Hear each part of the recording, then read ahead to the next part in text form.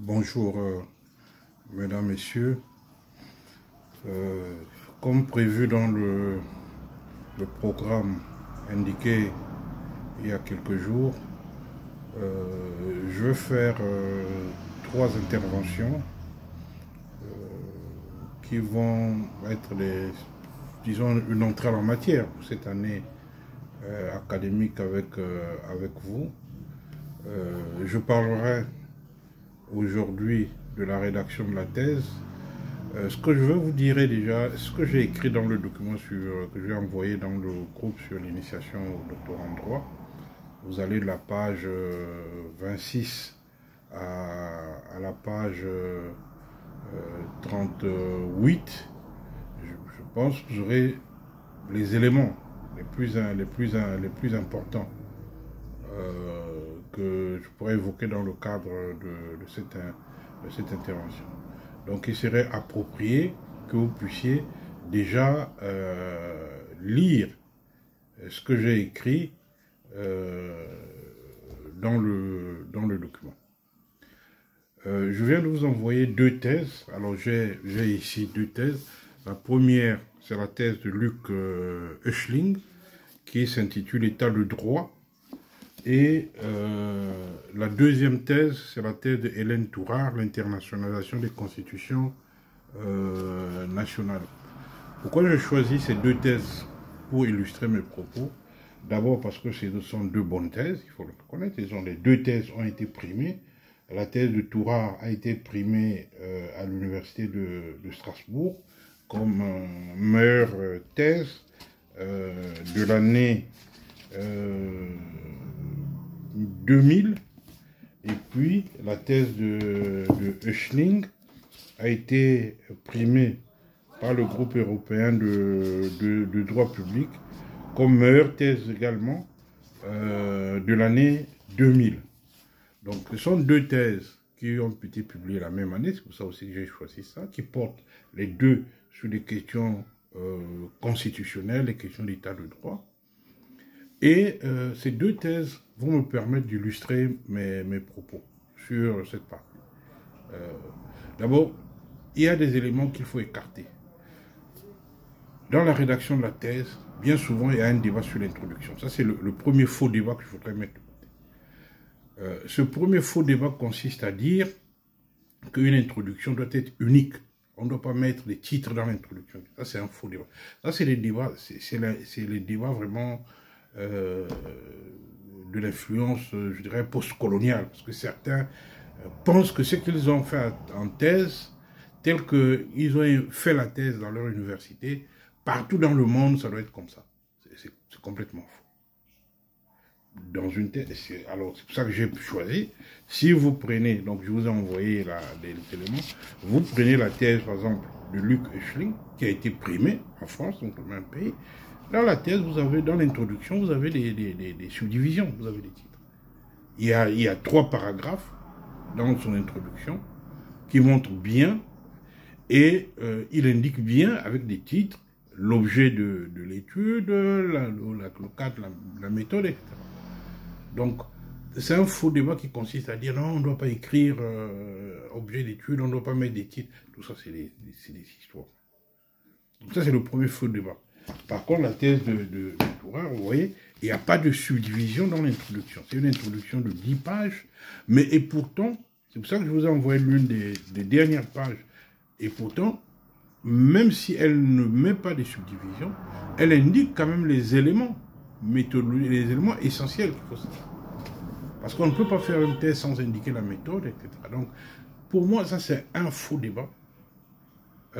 Que certains collègues tendent à véhiculer. Non, la thèse de doctorat en droit, il n'y a pas de subdivision du début jusqu'à la fin, comme on fait une grosse dissertation. Non, on peut le faire, c'est pas interdit, mais c'est pas exclusif. Ça ne veut pas dire que celui qui subdivise son introduction a tout faux. Non, ça c'est d'abord un premier faux débat. Faut écarter. Le deuxième faux débat, c'est celui qui concerne les méthodes.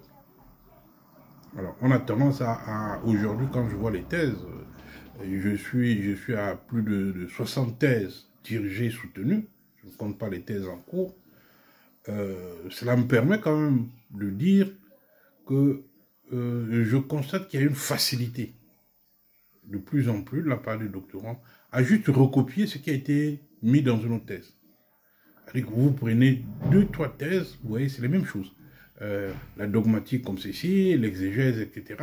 C'est comme si, d'abord, à la limite, le candidat ne sait même pas de quoi il parle, en fait.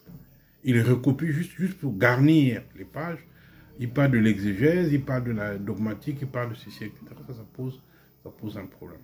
Donc ça, c'est il faut faire attention, il faut accorder de la place à la méthode. Parce que la méthode, comme je l'ai indiqué, c'est le cheminement. Il ne s'agit pas simplement de garnir les pages en mettant dogmatique, exégèse, etc. Non, il faut sérieusement comprendre que la méthode est un aspect, parce que c'est le chemin que le candidat suit. Donc ça, c'est pour ça que je dis, la question de la méthode est importante. Alors, le faux débat aussi, c'est les gens pensent que la méthode, c'est non nécessairement les guides d'entretien, les questionnaires.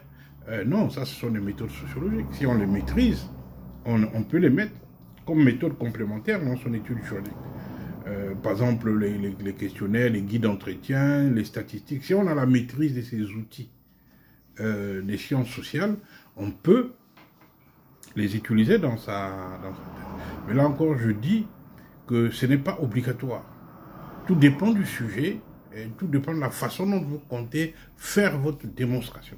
Ce qui est important, c'est la démonstration juridique que vous allez faire sur l'objet de votre étude. Ce n'est pas nécessairement s'accoler des méthodes que vous n'aurez pas la maîtrise. Je vois dans beaucoup de thèses, on met analyse stratégique.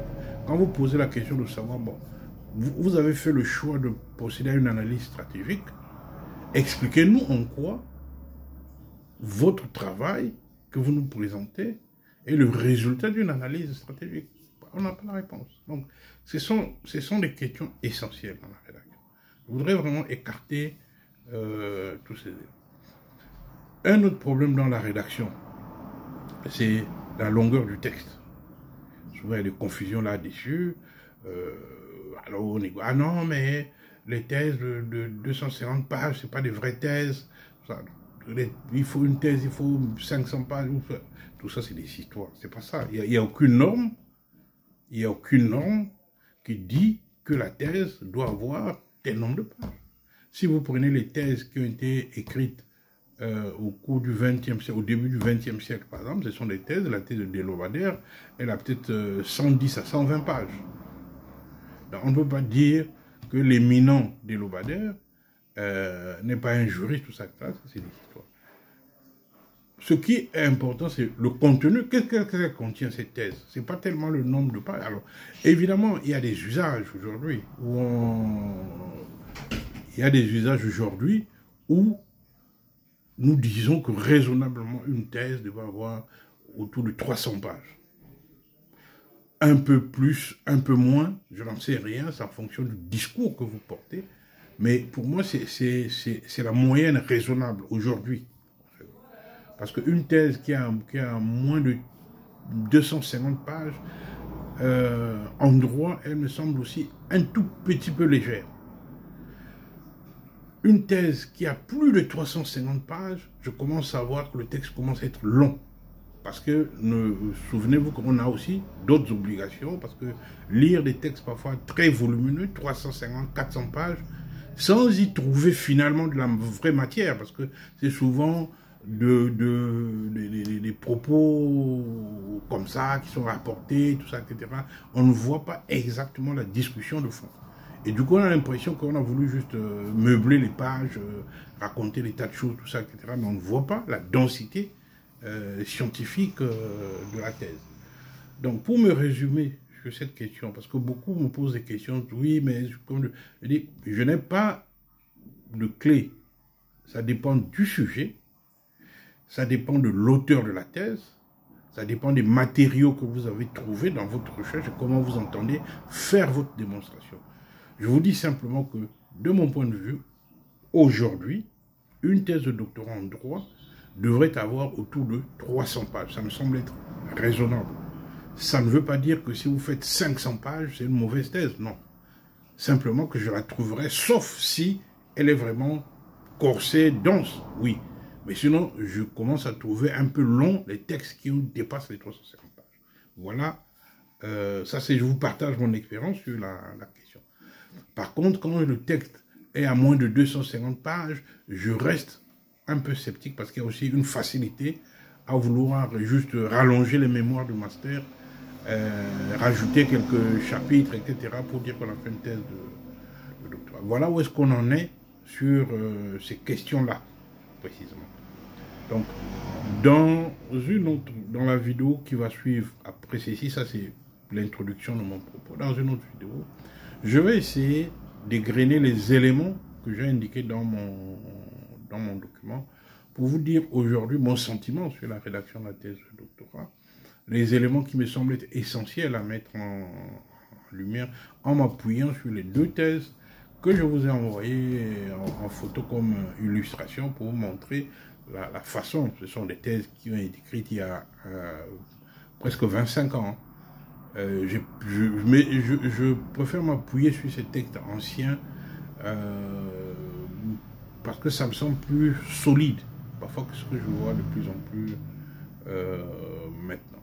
Voilà le propos introductif que je ferai. Comme je l'ai indiqué, je ne ferai pas un direct par Zoom, je vous ferai parvenir une vidéo un peu plus longue où je donnerai des explications sur les différents éléments relatifs à la rédaction de la thèse de doctorat comme la première intervention de cette année. Je vous remercie.